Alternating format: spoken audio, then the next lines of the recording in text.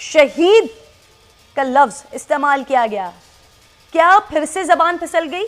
या वाकई पॉलिसी तब्दील हो गई? इससे पहले वजीर आजम इमरान खान ने एक अमरीकी टेलीविजन चैनल को इंटरव्यू देते हुए कहा था कि पाकिस्तान के खुफिया इदारे ISI की जानिब से दी गई मालूमात की बुनियाद पर ही अमरीका लादेन को तलाश करके हलाक करने में कामयाब हुआ था। खैर, मुझे इमरान खान साहब की गुफ्तगू सुनते हुए ऐसा तासुर मिला कि जब आप फर्ते जज्बात में आप बात कर रहे होते हैं तो एक आधा लफ्ज़ कम या ज़्यादा हो जाता है। और सर, मुझे भी इस बात का यकीन है, हम तमाम लोगों को इस बात का यकीन है कि ये फर्ते जज्बात में ही जुमले की अदायगी हो गई है और यकीनन वज़ीर आज़म हाउस से इस जुमले के लिए वजाहत या तरदीद यकीनन आ जाएगी। सर, इम्तियाज़ साहब, ख्वाजा आसिफ साहब ने तो फ़ौरन इस चीज़ के ऊपर तनकीद की है, लेकिन क्या ही अच्छा हो जाता कि अगर इस तरह का कोई जुमला फिसल गया था उसी वक्त ही फौरी तौर पर बता दिया जाता किसी जमात की तरफ से या उनके अपने लोगों की तरफ से, और वहीं पर ही वज़ीर आज़म इसको क्लियर कर देते कि जुमला गलती से निकल गया है या जल्दबाजी में निकल गया है। लेकिन सर, पॉलिसी तो इस चीज़ पर तब्दील नहीं हो सकती, बैसियत पाकिस्तानी हो चाहे किसी भी जमात से हमारा ताल्लुक हो।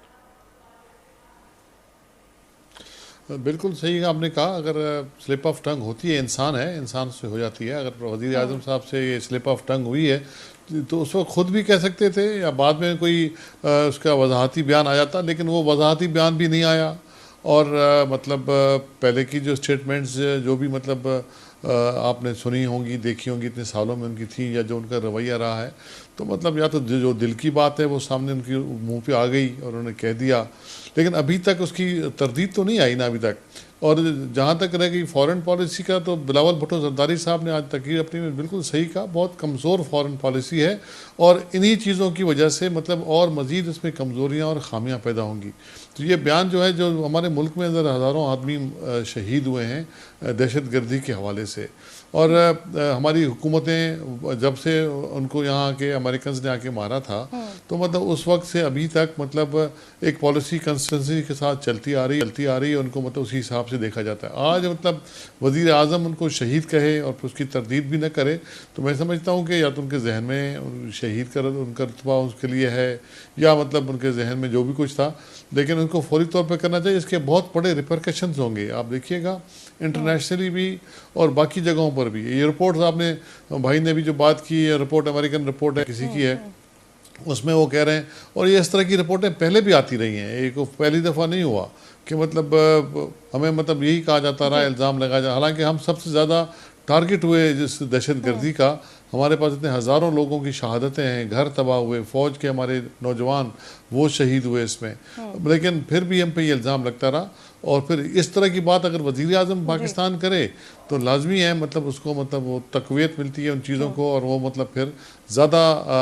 उस हिसाब से हमारे दुश्मन इंडिया और बिल्कुल। अमजद शुएब साहब, यही सवाल सर मैं आपकी जानिब लेकर आ रही हूँ, क्या ये फरते जज्बात में गुफ्तगू करते हुए ये टंग ट्विस्टर हुआ है, स्लिप ऑफ टंग हुआ है, कुछ ज्यादा है या कम जुमला अदा कर गए, ये वाकई पॉलिसी तब्दील हो गई? आपको क्या लगा है देखकर? बिस्मिल्लाहिर्रहमानिर्रहीम। देखिए, पॉलिसी तो कोई तब्दील नहीं हुई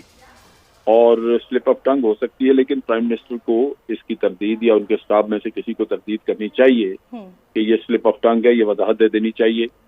क्योंकि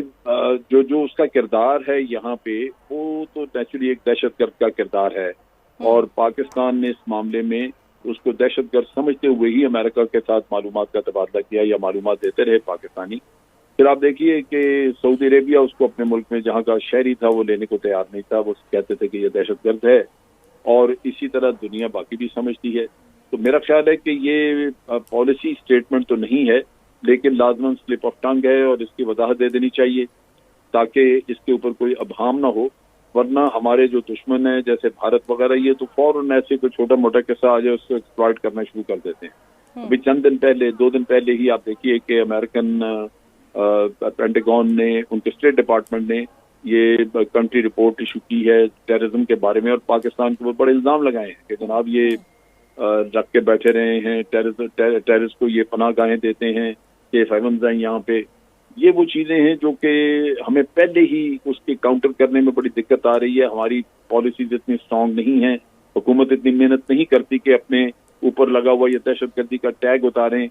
तो ये वो चीजें पहले ही हमारी पॉलिसी का एक कमजोर रुख है जो कि जिस पे हमें तशवीश रहती है। ऊपर से जब आपकी जबान से इस तरह के लफ्ज निकलें तो वो दुश्मन एक्सप्लॉइट करेंगे। और ये हमारे लिए कोई अच्छी बात ना हो। बिल्कुल, एक और छोटा भी सा ब्रेक लेना है सर, दुश्मन लेकिन है। आप और अमजद साहब बिल्कुल दुरुस्त बात करें, यकीनन ये बात करेंगे। मुझे यकीन है कि वज़ीर आज़म हाउस से ज़रूर इस बात की तरदीद आ जाएगी, क्योंकि पाकिस्तान वो मुल्क है जिसने दहशतगर्दी के खात्मे के लिए हज़ारों जानों की 70,000 जानों की कुर्बानियाँ दी हैं, और आज तक हम यहीं पर स्टैंड करते हैं कि हमने अपने मुल्क को अमन का गहवारा बनाना है। दहशतगर्दी हम अल्हम्दुलिल्लाह ख़त्म कर चुके हैं इस मुल्क